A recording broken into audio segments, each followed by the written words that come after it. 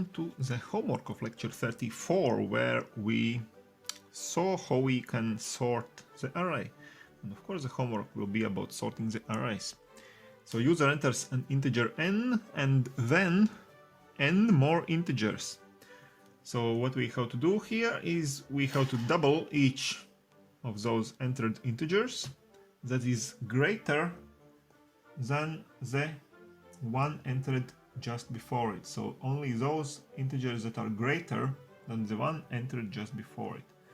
So those integers are doubled, and then print out all n integers, all of them, in increasing order. So we have to sort the array in this case.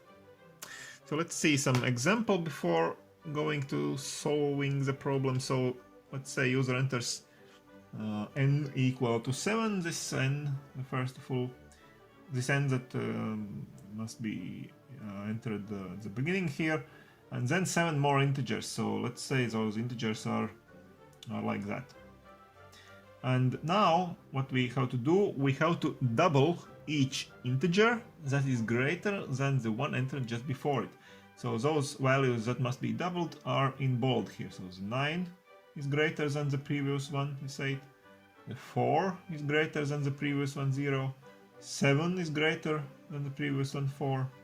And finally this one, -1, is greater than -5. So those 4 integers must be doubled. So after those doubling steps, the array would look like that.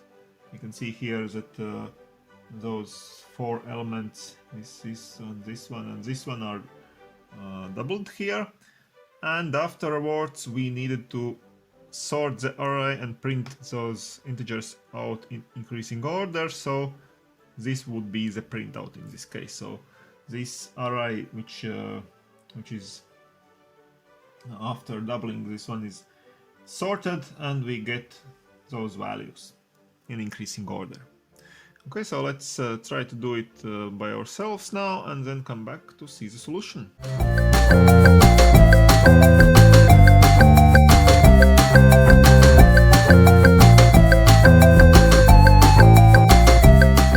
Okay, so let's see the homework solution here. So first of all, it was said that user enters the value count.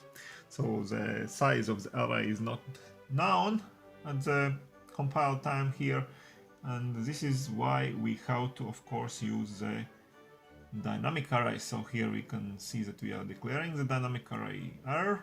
User enters n, which is the length of the array, and now we can, using the new command, we can indeed create the array in memory. And of course, at the very beginning, we don't forget to delete it from the memory also. So now the user enters all those values, a standard for loop going through the whole array and entering all those values. And now the sorting part. Now, before the sorting, we had also to double, first of all, those integers that are greater than the previous one. And in this case, you have to notice a little catch there. In this case, we can see that we are going through the array in the reverse order, starting from the last element and going down till the element number 0. So why do we have to do like that? Because we must compare each element to the previous one, to the original previous one that was entered by the user.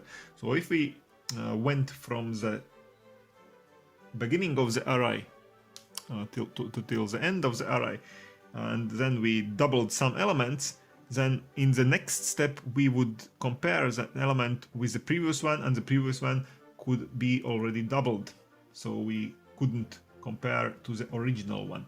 So this is why we are going through the array from the last element and this last element, and any element actually in the for loop is now compared to the previous one, and this previous one is not yet inspected, and therefore it's not yet damaged, so to say. So it's not yet doubled. This is the original value here. So we see whether or not it is larger, and if it is larger, then we double the value. So we just multiply it by 2. And now the array is modified, and now we have to sort the array. And of course we just use the same sorting for loops, which we already saw in the lecture.